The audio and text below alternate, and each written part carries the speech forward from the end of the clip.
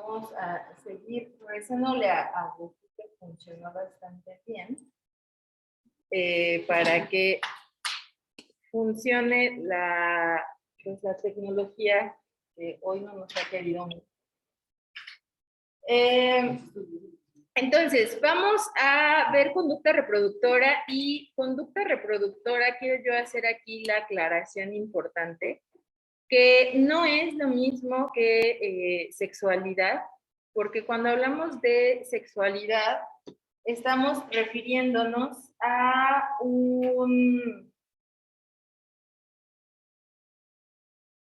una serie de procesos que involucran también cuestiones de placer, cuestiones de identidad. Cuando hablamos de conducta reproductora, nos circunscribimos a, no sé por qué se ve así, pero peor es nada, ¿verdad? Nos circunscribimos a este papel reproductivo que permite la perpetuación de la especie.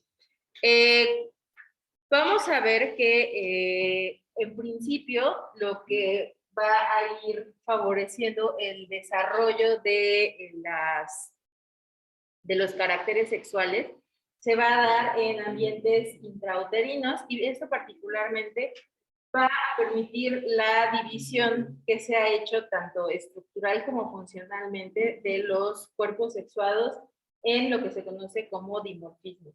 El dimorfismo, como su nombre lo indica, va a ser aquella función o aquella separación entre dos posibles formas, que va a ser lo correspondiente a los machos y lo correspondiente a las hembras.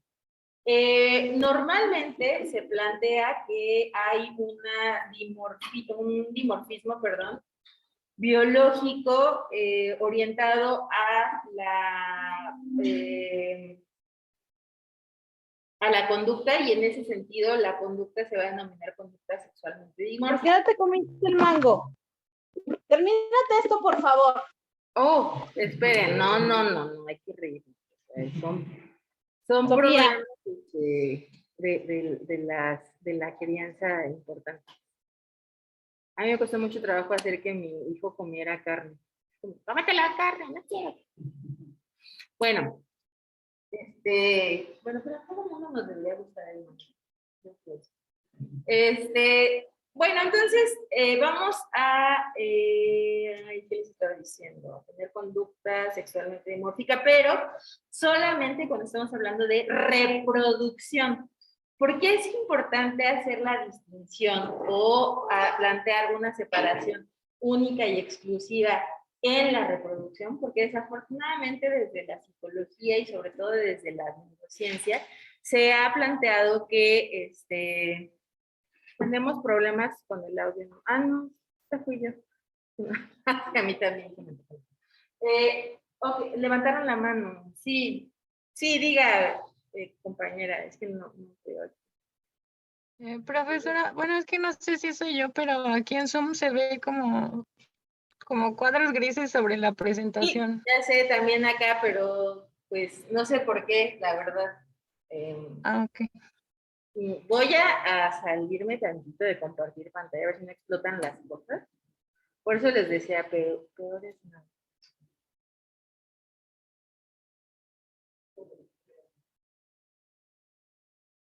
Y vuelven a aparecer. ¡Ah!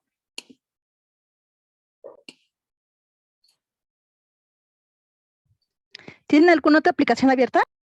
No, es que les decía yo que mi compu se ve bien, pero es la computadora de aquí del ¿cómo se llama? Del salón, que hace rato nos estuvo jugando malas.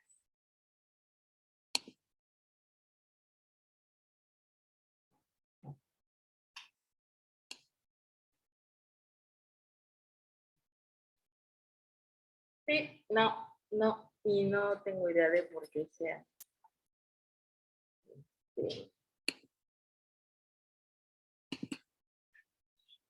Pero, la presentación está justamente hoy la tecnología está rarísima.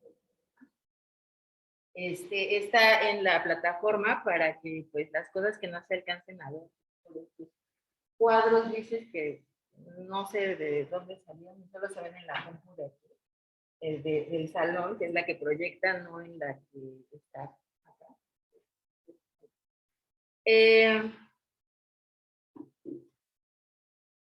A ver, déjenme. Ay, como yo dije, ya no voy a hacer nada así todo intenso y ahora no voy a intentar. No.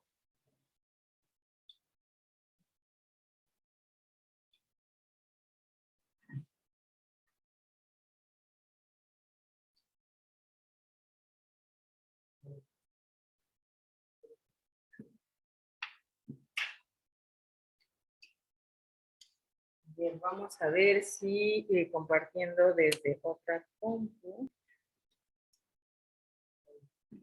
Un truco de eso, pero bueno, vamos a. Desde aquí.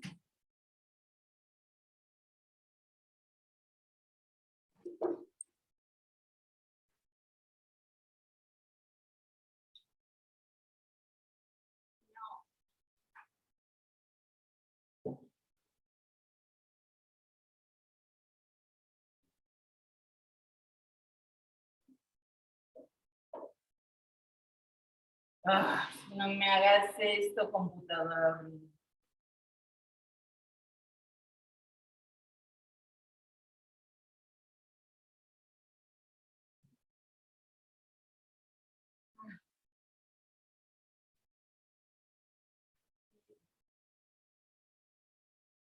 Sí.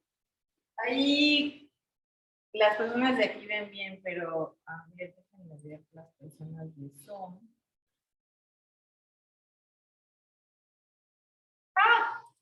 No está mal.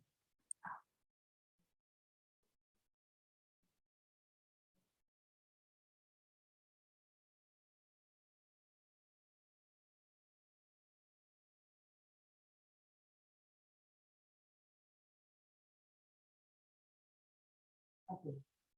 Ya, ahora no me voy a mover de aquí. Y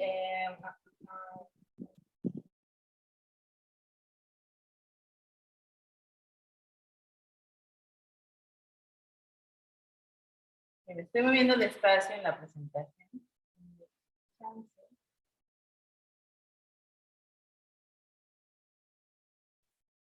¿Ustedes ven dónde se ve en pantalla completa? ¿En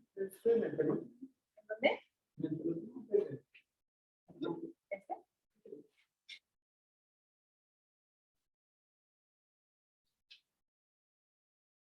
Oh, maravilloso. Sí. Muchas gracias, compañero. Bueno, entonces, en el caso de por qué era importante hablar de una distinción de la conducta sexualmente dimorfa para solamente la reproducción, era porque desafortunadamente desde les decía la psicología y las neurociencias se ha centrado o se ha utilizado mucho el conocimiento que sale de reproducción para sustentar, validar y legitimar muchos estereotipos de género, desde los cuales el dimorfismo sexual se extiende a otras configuraciones del cerebro y también a otras funciones del cerebro también, y funciones cognitivas, ¿no? de las personas. Vamos a tener que en los seres humanos hay un total de 46 cromosomas que van a estar ordenados en 3 pares. Estos 23 pares, ¿no? cada uno de estos cromosomas individuales va a corresponder a los que son aportados por el óvulo y los otros 23 a los que son aportados por el espermatozoide. Las células sexuales, o las células reproductoras, es decir, aquellas que cuando interactúan van a permitir la generación de un individuo completo, se van a denominar gametos, y en el caso de los machos se van a conocer como espermatozoides, y en el caso de las hembras como óvulos. Hay que hacer la aclaración también aquí, que cuando decimos macho y hembra nos referimos a el sexo de los organismos en general en los animales. Sin embargo, cuando hablamos de los seres humanos, el macho y hembra se denomina mujeres y hombres. No obstante, la mayor parte de la investigación que hay en conducta reproductora se va a dar en organismos no humanos. Entonces, muchas de las cosas que vamos a estar viendo dice macho, dice hembra, pero puede extenderse en algunos hallazgos a mujeres y hombres. Regresando al punto que estaba comentando previamente, los humanos tenemos, de estos 23 pares de cromosomas, vamos a tener 22, ¿sí? Que van a estar codificando o dando información para la constitución de todo el organismo. Y uno de estos 23 pares va a ser el que va a dar la información para la definición de lo que se ha traducido como el sexo genético biológico de los organismos, donde un XX se corresponde o genera lo que tradicionalmente se conoce como hembra y XY lo que tradicionalmente se identifica como macho.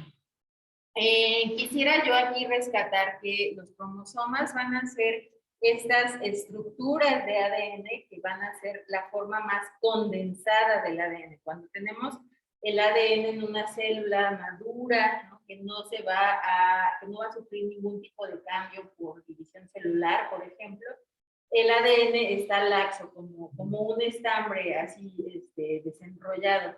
Cuando se va a dividir la célula, este ADN tiene que organizarse y compactarse lo más posible para que pueda darse un proceso de división celular. Es esta forma ultra mega hiper compacta que me pararía yo a dibujar, pero me da miedo que explote todo. Se va a conocer como cromosomas. Y en los cromosomas vamos a tener pedacitos de este material genético, de este ADN, que va a codificar para una proteína en particular. Sí, es muy importante que sepamos que el ADN, en su forma más compacta, se llama cromosoma, y los cromosomas van a tener segmentos que codifican para una proteína. ¿Por qué es importante? Yo sé que no es clase de genética, porque vamos a ver un gen que es muy importante para el desarrollo de ciertas características físicas de los cuerpos. Aquí es así. O así. Oh, no, es que ya estoy ciscadísima, ciscadísima. El compañero aquí presente que nos echó la sal, no sabe qué está ciscada. Pero vamos a tener, entonces, no nos echó la sal. Vamos a tener en esta diferenciación de los cuerpos en función de su papel reproductor a las gónadas como una estructura importante en el desarrollo también de los organismos, no solamente dentro de eso. Hacemos un mensaje en el chat. Podría ser Carmen invitación que estoy viendo. Supongo que es la que dar acceso a compañero, ¿verdad? Así estoy muy quietecita. Van a ser por una parte quienes van a procurar las células reproductoras y por otra también van a estar participando en la secreción de hormonas que van a tener dos efectos importantes. Las hormonas, esto sí es súper importante. De hecho, todo es importante en la presentación, ¿no? Pero es muy importante que reconozcamos que las hormonas tienen dos papeles importantes. Uno es que tienen efectos organizadores, es decir, que van a ir configurando la biología o aportando a la configuración biológica de un organismo. Y la otra es un efecto activador, es decir, lo que yo ya tengo que funcione, ¿sí? Regresando al punto de las gónadas, vamos a tener entonces la producción de estas células maduras reproductoras, que van a ser los óvulos o espermatozoides, y también vamos a tener la secreción de hormonas. En el caso de los seres humanos particularmente y en la 6ª semana de desarrollo prenatal, vamos a tener la participación importante de un gen, ¿sí? Por eso es que era importante que habláramos de los genes. Este gen va a estar presente en el cromosoma Y, que si recordamos la configuración cromosómica de las personas en esta división sexuada reproductora de los cuerpos, XY corresponde a lo que identificamos como macho. Entonces, en el cromosoma Y va a haber un gen que se llama gen SRI. Ajá. Y este gen es importante porque hasta la 6ª semana los fetos van a ser idénticos. Hace rato les comentaba que el desarrollo prenatal es muy interesante, no solo por los fenómenos que ocurren para la generación de un organismo identificado en una especie, sino porque es posible que vayamos viendo la historia evolutiva dentro del desarrollo de un solo organismo. Si ustedes comparan diferentes embriones de diferentes especies en un mismo estado del desarrollo, van a ver que tienen una alta similitud. Y esto es justo porque no solamente entre especies compartimos estados de desarrollo, sino que también dentro de la misma especie, entre las diferentes configuraciones cromosómicas, vamos a compartir características que en el caso de las gónadas van a ser gónadas exactamente, o vamos a decir virtualmente iguales, y que vamos a denominar indiferenciadas. Es entonces a partir de la 6ª semana sobre estas gónadas indiferenciadas que el gen SRI que va a estar en el cromosoma Y se va a activar y va a favorecer el desarrollo o la diferenciación de los testículos. Si no está el gen SRI, porque no está el cromosoma Y, o bien si no se activa el gen SRI, entonces no se van a desarrollar, no se van a diferenciar los testículos y entonces estas gónadas indiferenciadas se van a desarrollar como ovarios. Ahora, una vez que ya está posterior al SRI diferenciadas las gónadas, estas gónadas van a iniciar procesos hormonales o por decirlo de otra forma, van a comenzar la liberación de hormonas que van a favorecer la determinación del sexo cromosómico del individuo, ¿no? Es decir, esta división sexuada de los cuerpos que hacemos, y esto va a ser a partir de los dos efectos que ya platicamos de las hormonas, que van a ser efectos organizadores y efectos activadores. Organizadores no es justo lo que platicábamos, darle desarrollo a los órganos del individuo en estados prenatales, y en el caso de los efectos activadores, es decir, esto que ya se desarrolló, perdón, esto que ya se formó, que se organizó en la etapa prenatal, pues que ahora se active, que funcione para, en este caso, recordemos que estamos viendo, es conducta reproductora, porque es importante que tengamos siempre presente que estamos hablando de conducta reproductora, porque desafortunadamente cuando esto se quiere trasladar fuera de la conducta reproductora, se extrapola y se defiende la existencia de un cerebro masculino, de un cerebro femenino,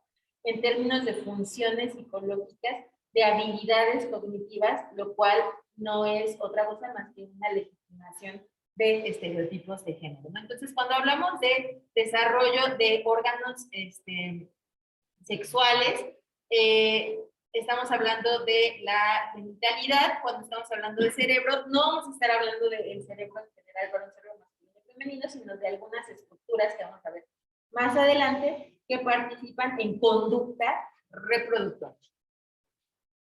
Aquí es con esto. Ok. Entonces tenemos esta indiferenciación en estados particulares prenatales, y en el caso del inicio de este desarrollo embrionario vamos a tener en ambos casos, tanto en una configuración XX como en una configuración XY, vamos a tener precursores de los órganos internos. Cuando ya estamos en el tercer mes de gestación, vamos a tener el desarrollo de solamente uno de los precursores, es decir, cuando se desarrollan los órganos sexuales internos, lo que vamos a hacer, o lo que va a hacer nuestro sistema es favorecer el desarrollo de uno y omitir o inhibir más bien el desarrollo de otro. No es solamente el que se desarrolle uno, sino tiene que haber una inhibición del otro sistema. En el caso del precursor de los órganos sexuales internos para hembra, va a ser el sistema de Müller, y en el caso del sistema precursor de los órganos sexuales internos del macho, va a ser el sistema de Wolff. Recordemos hasta aquí que hemos visto. Hay una configuración cromosómica XX, XY, y de la XY, en el cromosoma Y se encuentra el gen SRI, que va a favorecer el desarrollo de los testículos. En el caso ahora de los, ya de los testículos formados, recordemos que otra función importante, además de generar gametos, iba a ser la liberación de hormonas. Entonces, la liberación de hormonas, particularmente de andrógenos, va a estimular el desarrollo del sistema Wolff, y la hormona, ¿no? El nombre no está nada complicado, la hormona inhibidora del sistema de Müller va a inhibir el desarrollo del sistema de Müller. Entonces, es a partir de, desde el gen, pues, desde el cromosoma Y, que pasa por el gen SRI, que desarrolla los testículos, que libera los andrógenos, y a la hormona inhibidora del sistema de Müller, que se va a favorecer el desarrollo del sistema Wolff y la inhibición del sistema de Müller, para que también en términos de los órganos sexuales internos se desarrolle un organismo macho. ¿Sí? Ok, muy bien. Para poder evaluar y estudiar la maduración sexual, vamos a partir de dos caracteres importantes. El primero es, pues, como su nombre lo indica, caracteres primarios, que vamos a ir desarrollando a lo largo de... quiero hacer un paréntesis. Hace rato les dije esto y me parece importante, aunque las asesorías grupales nunca son exactamente iguales, pero esto sí me parece muy importante, porque es súper importante dentro de la perspectiva de la plasticidad, independientemente que ustedes quieran o no hablar de plasticidad cerebral, pero la plasticidad de la conducta y la plasticidad de los procesos cognitivos, que recordemos que, o que tengamos presente que los procesos de desarrollo y los procesos de neurodesarrollo no se circunscriben a un momento particular de nuestra vida. Es un proceso que nos acompaña hasta que dejamos de estar vivas y dejar de estar vivas.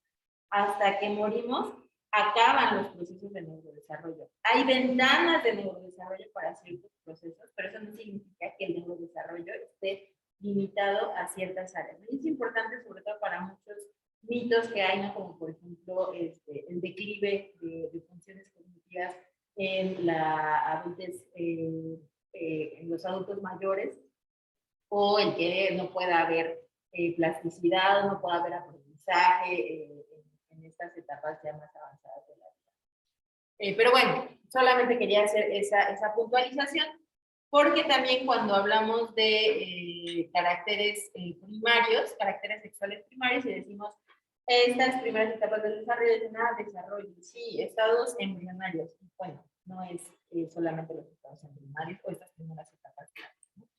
Pero sí es cuando al momento de nacer ya tenemos estas características, estas estructuras que nos permite definir a los caracteres sexuales primarios. ¿Qué vamos a incluir ahí? Pues justamente a las gónadas, ¿no? Que no se forman desde estas etapas tempranas de la gestación, a través de la diferencia de XX por XY, los órganos sexuales internos, que ya vimos es a partir del favorecimiento del desarrollo del sistema de Wolff o el de Müller y la inhibición del sistema opuesto, y los genitales externos. Ahora, estos caracteres son primarios porque en teoría le definen la corporalidad reproductora al organismo, sin embargo no alcanzan a ser suficientes. No se oye además esta computadora, solo se oye esta. No.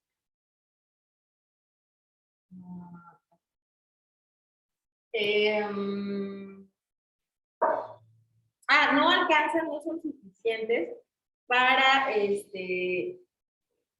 generar un organismo o tener un organismo que pueda reproducirse. Necesitan madurar o cambiar, utilizando el concepto hormonal que platicábamos de activador, necesitan activarse estas estructuras para ahora sí permitir la reproducción de los organismos. Entonces, en la pubertad particularmente, estos caracteres sexuales secundarios son los que aparecen y las pues, que más hemos evaluado o hemos visto en las clases estas de salud o de biología, ¿no? o de sexualidad, si han tenido la fortuna de tener clases de sexualidad, pues bueno, son el desarrollo de mamas y el ensanchamiento de caderas en el caso de las mujeres y, bueno, tradicionalmente en el caso de las mujeres, y lo que se ha pensado como tradicional en el cuerpo de los hombres es el incremento de vello corporal, particularmente facial, y iba a decir agravamiento de voz, pero no estoy segura si exista el concepto, pero bueno.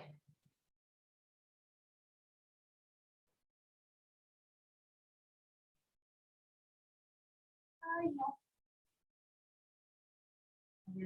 Entonces, ¿qué sucede con las personas intersexuales? Tienen el cromosoma SRY parcialmente. Es una muy buena pregunta, compañero. Y la realidad es que para las personas intersex, de una manera equivocada, se llamaron hasta hace unos años, aunque a las personas siguen llamándolas así, como personas hermafroditas, que son personas que no tienen una genitalidad que tradicionalmente se puede identificar como de mujer o como de hombre. Y puede ser, ¿no?, que haya un problema no tanto por la ausencia del gen, sino por la facilitación o la facilitación o la inhibición de estos sistemas de Müller o sistemas de Wolff, o bien que, si recordamos, ¿no?, ya en el caso de, aunque se desarrollen por el gen SRI, que se desarrollen los testículos, porque también hay un planteamiento que establece que los testículos y los ovarios tienen justamente una similitud anatómica significativa. Pudiera ser también que en el camino de la inhibición y la facilitación de los sistemas Wolff-Müller, que se da posterior a la actividad del gen SRI, que sea ahí donde se esté también generando alguna señal que promueva la intersexualidad. Eso por una parte. O también pudiera ser que en el desarrollo, en la liberación de las hormonas, platicábamos hace rato que las hormonas tienen efectos muy, muy variables en función de su concentración y también en función del lugar a donde estén llegando, ¿no? Si el lugar a donde están llegando no, digamos, no está preparado para la actividad hormonal, aunque llegue la hormona, pues no va a tener el mismo efecto. Este efecto que se denomina pleiotrópico o pleiotropía va a jugar un papel también muy importante en el desarrollo de los cuerpos. Entonces, no es solamente un factor el que va a determinar la configuración biológica del organismo, ¿no? Por eso también platicábamos hace rato de la categoría del sexo, incluso desde la biología o desde la perspectiva biológica, se puede cuestionar, Y en este sentido, pues puede caber en cualquiera de estos, digamos, estados que estoy comentando ahorita, la explicación de la intersexualidad, porque también la intersexualidad no es un fenómeno homogéneo, sino que tiene una amplia expresión entre las diferentes personas. Sí, compañero. Okay. Vamos a ver por qué no avanza.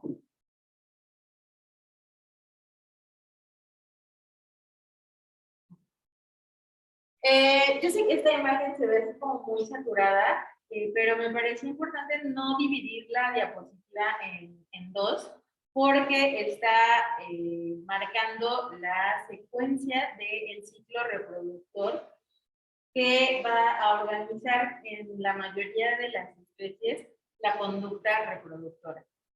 Cuando hablamos de ciclo reproductor, particularmente en el caso de los primates, incluyendo a los seres humanos, vamos a hablar de lo que conocemos como el ciclo menstrual, pero también otros mamíferos, como por ejemplo las ratas, los ratones, que son justamente los organismos en los cuales se ha estudiado el ciclo reproductor, se van a llamar, también está presente, y no se llama ciclo menstrual, se llama ciclo estral o ciclo de estro.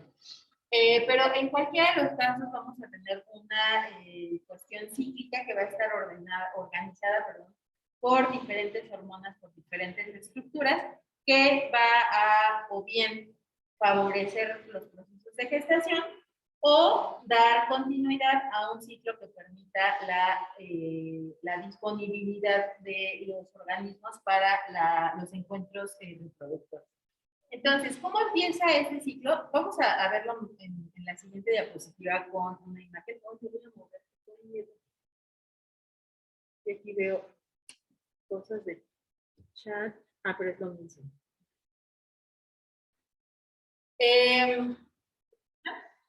Compañeras, compañeros.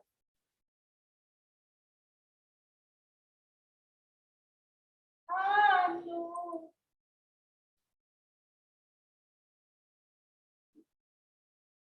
¿Me escuchan? Hola, hola, hola. ¿Me escuchan?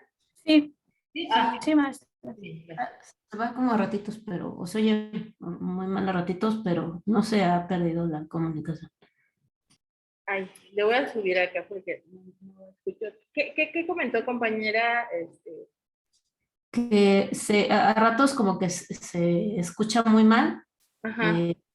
como si fuera el internet, o luego se cortan cachitos, como sílabas, pero no se ha perdido del todo la comunicación en ningún momento. Va. Si se va, me avisan. Voy a moverme para acá. Entonces, ¿cómo empieza el ciclo reproductor? Va a empezar a través de un lóbulo de la hipófisis. La hipófisis va a tener dos lóbulos. El lóbulo que se conoce como neurohipófisis o hipófisis neuronal.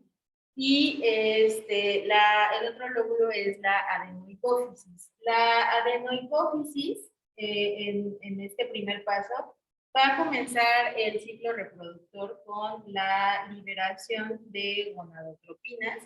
Y estas gonadotropinas van a facilitar la liberación de la hormona folículo estimulante, que como su nombre lo indica, va a estimular a los folículos. Hace rato les ponía yo el ejemplo de pelar chícharos. Si ustedes han tenido la oportunidad de pelar chícharos, pues es un tubito, ¿no? Que es como una membrana que cuando ustedes aprietan, sale volando el chicharito, ¿no? Entonces, básicamente esos son, o así es como funcionarían de una manera muy burda y caricaturesca los folículos, porque van a estar a partir de la hormona folículo estimulante, estar madurando, van a estar creciendo, van a estar madurando, y cuando ya están maduros, es decir, cuando todavía el chícharo está dentro, pero ya se puede sentir el chícharo ahí,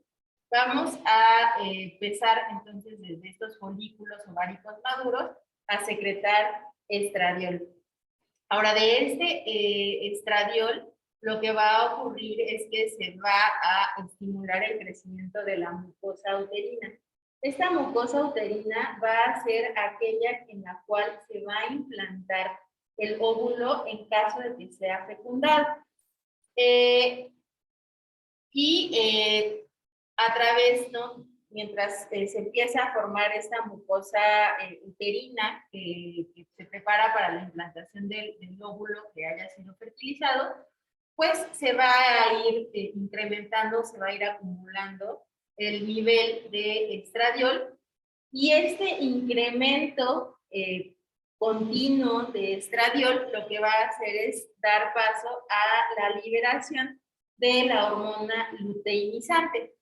Esta hormona luteinizante, en su aumento, es como si ustedes ahora, ¿no? Si la hormona luteinizante fueran sus dedos en este chicharito y ahora apretaran la vaina de los chicharitos y saliera el chicharo de la vaina. No queda la vaina, pero ya no es una vaina que tenga el chicharo adentro. El chicharo, en este ejemplo, es el óvulo que sale, ¿sí? ¿Y por qué es importante recuperar que queda ahí el folículo ovárico?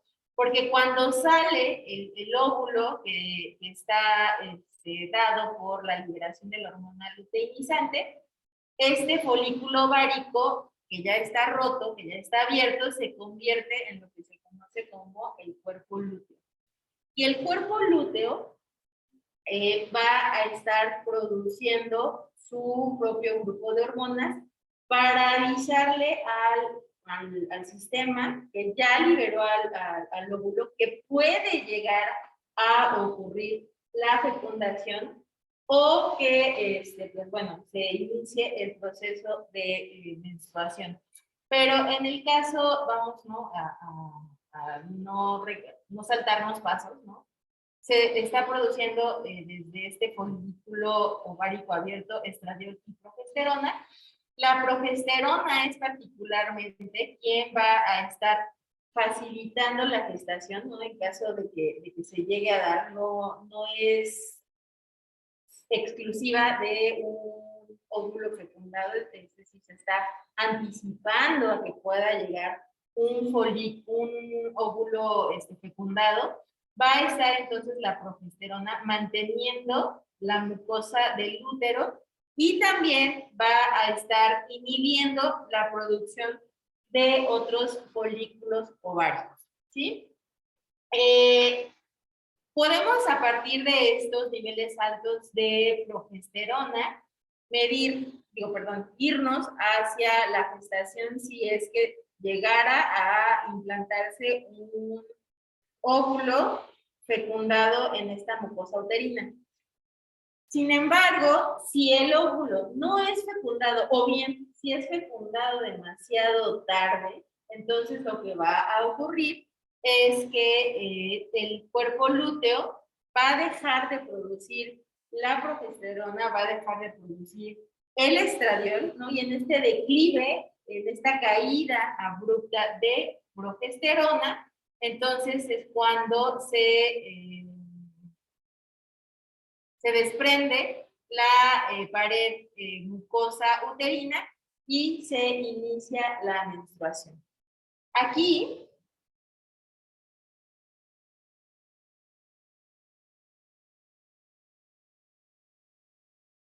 esto no soy toda desesperada, quiero quitarle mi ingreso.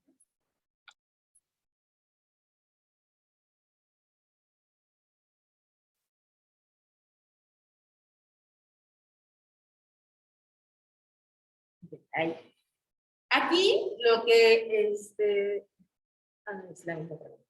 aquí podemos ver una imagen de lo que acabamos de comentar, de estas fases importantes, en la cual tenemos a la hipófisis, perdón, con estas dos secciones, estos dos lóbulos que platicábamos, la neurohipófisis y la adenohipófisis. Y la adenohipófisis va a liberar gonadotropinas y en la liberación de gonadotropinas va a favorecer la liberación también de hormona folículo estimulante. Entonces, la hormona folículo estimulante a nivel de ovario va a llegar a los folículos y, como su nombre lo indica, va a estimular la maduración de los folículos, ¿no? Y que en el ejemplo burdo que les ponía es hacer que las vainas del chícharo crezcan con su chicharito adentro, si no que solo hubiera un chicharito por vaina. Entonces empiezan a madurar, ¿no? Empiezan a crecer los folículos y cuando este folículo está creciendo, está madurando, si se dan cuenta, todavía no sale el óvulo, aquí está. Empieza la liberación de estradiol, ¿no? Y la liberación de estradiol va a favorecer el desarrollo o la liberación, perdón, de hormona luteinizante, y esta hormona luteinizante es la que va a apretar la vaina del chicharito para que ahora sí salga el óvulo para ser fecundado, ¿sí? Y el folículo abierto, ¿no? Se forma ahora se configura como el cuerpo lúteo, y el cuerpo lúteo va a secretar por él mismo la progesterona y el estradiol. Recordando que la progesterona, mientras esté sostenida, va a decirle al organismo que siga manteniendo la mucosa uterina y que no envíe señales de gonadotropinas y de hormona folículo estimulante para que maduren otros folículos, ¿no? Entonces, detiene la maduración de folículos y sostiene el mantenimiento de la mucosa uterina, el cuerpo lúteo, ¿sí?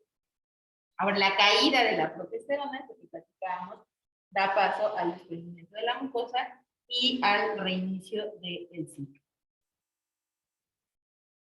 A veces es el mouse, a veces es esto.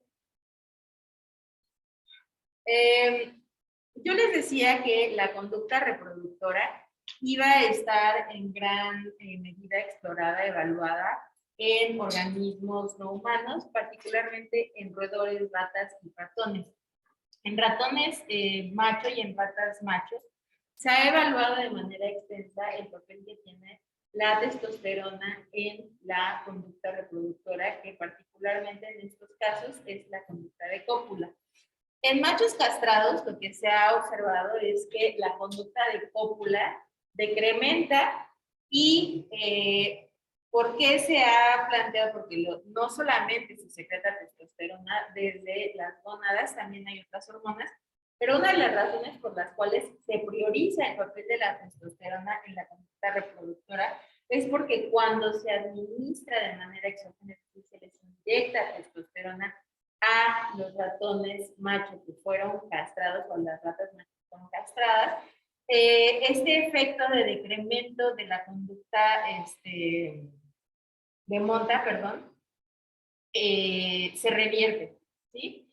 Ahora, no solamente la testosterona es, porque además no solamente las montas forman parte de la conducta reproductora en los mamíferos cuadrúpedos, sino que también el fenómeno de orgasmo es importantísimo en el caso de los machos para la liberación del líquido seminal y la liberación de los espermatozoides, y en el caso de las hembras para favorecer la contracción muscular lisa que facilite la llegada de los espermatozoides a la zona uterina. Entonces, la oxitocina va a ser en realidad una hormona que va a estar relacionada con la contracción muscular lisa, que sí es cierto, está presente en el sistema de eyaculación, pero también está presente en, se me volvió a olvidar cómo se llaman los conductos, perdón, que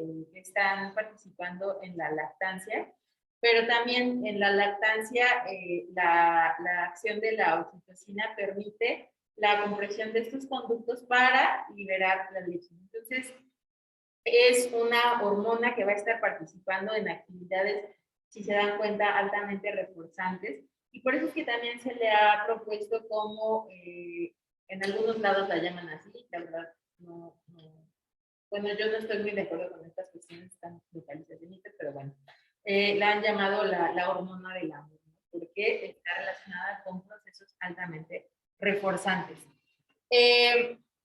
Ahora, en el caso de las hembras, no se evalúa la conducta reproductora a través de la monta, sino a través de una conducta que exhibe o que permite a las personas que hacen investigación, que les permite identificar la disponibilidad de la hembra para la cópula, y esta es la conducta de lordosis. La lordosis va a ser un reflejo medular que va a estar relacionado con la reproducción, en tanto que implica un arqueamiento de la espalda de las hembras para elevar los cuartos traseros, exponiendo la región genital, y esto es a partir o a través de la exposición a un macho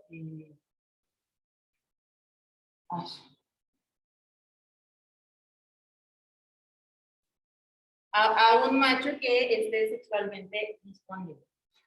Hace rato preguntaban, ¿no? O sea, puede ser cualquier macho el que induzca ciertas conductas, el que en este caso induzca ciertos efectos, y la respuesta es que no. O sea, la importancia de las diferentes señales que van a estar regulando la conducta reproductora es asegurar o buscar asegurar que la descendencia que se genere de esta conducta reproductora tenga las mejores características que aseguren la perpetuación no solo de la especie, sino de los genes de los progenitores. Entonces, ¿qué otro? Vimos regulación hormonal. Esta sería una regulación química, sí, pero, como la hormonal, pero esta no es dirigida directamente por torrente sanguíneo, sino que está dada por claves odoríferas, que son sustancias químicas liberadas por el organismo del sexo opuesto y que van a estar recibidas a través del olfato. También me pararía dibujar, pero no.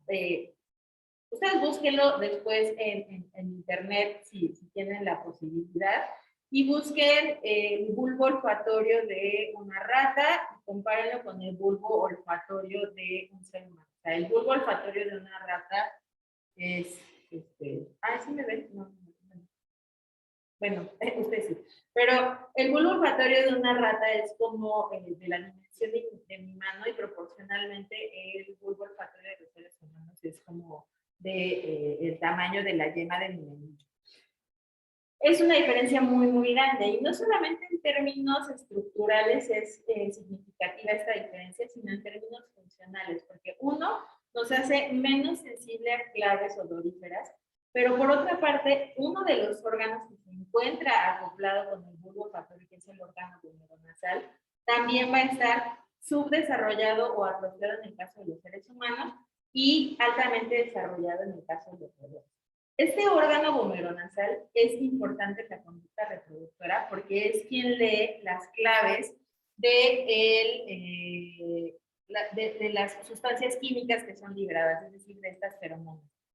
Si no hay un órgano glomeronasal funcional, entonces no va a haber una recepción y funcionamiento adecuado hacia las feromonas. Entonces, estas cosas que nos vendían en los 90s, estas cosas que algunas personas siguen presentando como vigentes de perfumes con feromonas, geles con feromonas, lo que sea con feromonas, en realidad en los seres humanos no tiene funcionalidad porque nuestro órgano glomeronasal es prácticamente inexistente. Pero en el caso de organismos mamíferos no humanos, como los roedores, sí se tiene un órgano glomeronasal funcional y se puede observar la organización de la conducta en función de la interacción de este órgano glomeronasal con diferentes clases. Y particularmente en este caso se han descrito 4 tipos de efectos que están guiados por estas claves feromonales. Y el primero es el efecto del Liebig. El efecto del Liebig se va a referir a el fenómeno que se da cuando se agrupan, se alojan varias hembras juntas y en la ausencia de un macho, sus ciclos reproductores empiezan a ralentizarse y eventualmente en esta espaciación que se va haciendo entre sus ciclos reproductores, eventualmente llega a desaparecer. Si se expone a este grupo de hembras a un macho, ¿no? Con las características que platicábamos hace un momento de sexualmente disponible, nuevamente empieza o se reinicia este ciclo reproductor. El efecto Witten es un efecto que se presenta cuando se expone a un grupo de hembras a una rata macho, en la cual se va a dar una sincronización en el ritmo de los ciclos de las hembras. Y esto, recordemos, ¿con qué propósito tiene? Incrementar la probabilidad de una descendencia de los genes de los progenitores, pero además de la conservación de la especie. De manera que si hay una sincronización, pues todas las hembras pueden aprovechar esta oportunidad para reproducirse y perpetuar o pasar sus genes a la siguiente generación. El efecto Van der Berg va a ser un efecto que se da a partir de la aceleración del ciclo de reproducción que se circunscribe a la pubertad, pero que se adelanta ante la presencia de un macho con las características que hemos comentado previamente.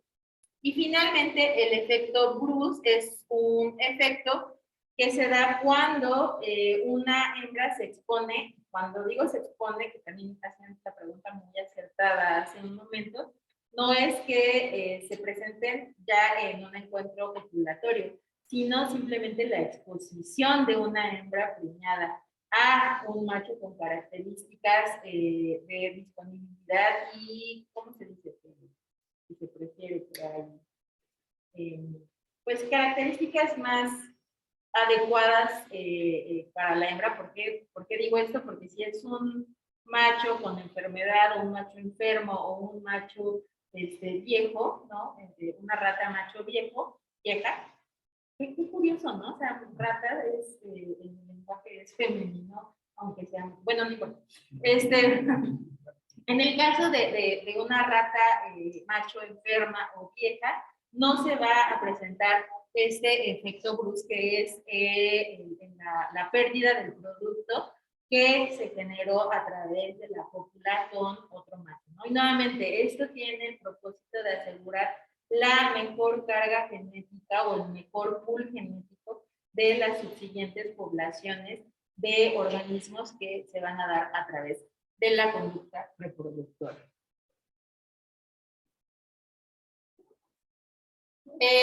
Y finalmente, ¿no? Que hemos visto conducta reproductora, organización de los cuerpos en esta categorización reproductora genital de los cuerpos, control hormonal de la conducta reproductora, control feromonal de la conducta reproductora, y ahora sí, ya, perdón. Y aquí lo que vamos a ver ahora es más que nada en términos de seres humanos sobre todo, qué es en términos neurales, como la forma en la cual se está organizando la conducta reproductora.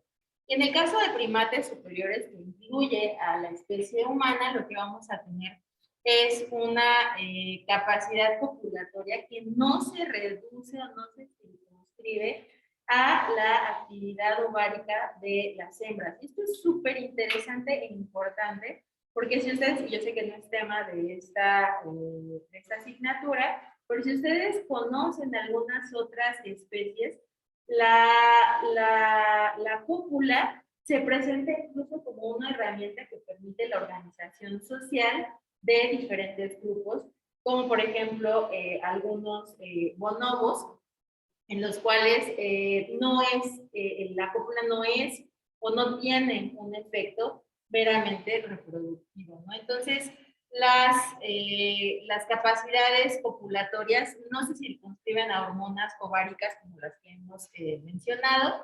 Por lo tanto, no hay barreras físicas que se hayan identificado para el desarrollo de encuentros sexuales. Sin embargo, lo que sí se ha identificado, aunque nuevamente en este tipo de investigaciones hay mucho que investigar y hay mucho que discutir, por eso les pongo aquí el nombre del grupo de investigación, lo que se evaluó en mujeres en diferentes estados de su ciclo menstrual es que cuando había un incremento de la hormona luteinizante, que recuerden, la hormona luteinizante es la que hace que se libere el óvulo, ¿no? Y entonces es cuando, digamos, están más, o hay una probabilidad más alta de gestación. Lo que se identificó, lo que identificó este grupo de investigación es que en estos picos de hormona luteinizante, las mujeres que estaban, o las mujeres que tenían este pico de hormona luteinizante, eran más proclives o bien a iniciar una relación sexual o bien a ¿cómo se dice? Involucrarse en fantasías sexuales, ¿no? Lo cual está, o tratan de justificar desde justamente la búsqueda de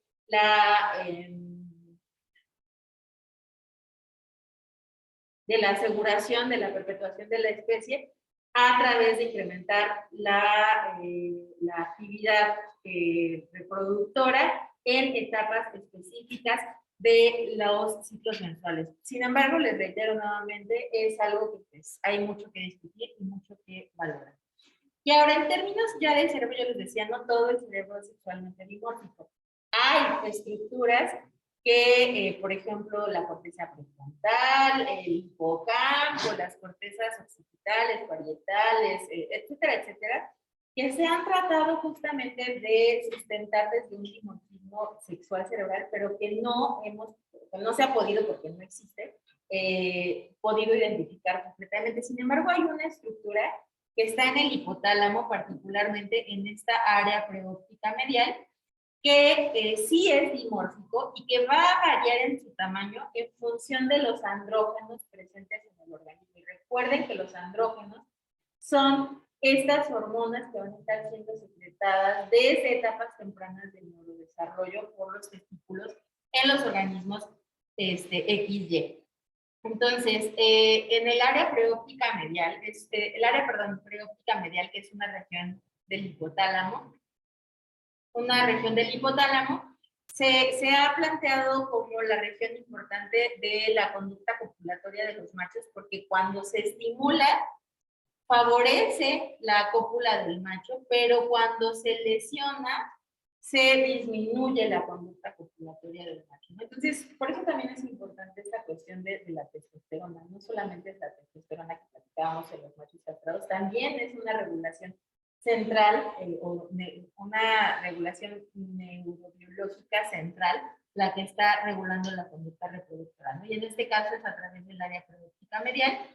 Y particularmente en esta área preóptica medial, el núcleo sexualmente dimórfico va a ser importante en la presentación de esta conducta y la masculinización, es decir, en qué momento esta estructura del núcleo dimórfico se va hacia lo que se identifica como hembra o como macho. En el caso de las ratas se ha estudiado, porque las ratas tienen 22 días de gestación, no nacen al día 22. En el día 18, es decir, ya en etapas tardías de gestación y posterior al nacimiento, 5 días después, se da este periodo de diferenciación del núcleo sexualmente dimórfico.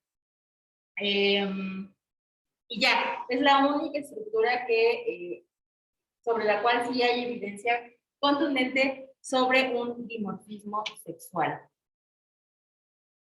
Según yo ya voy a mover así.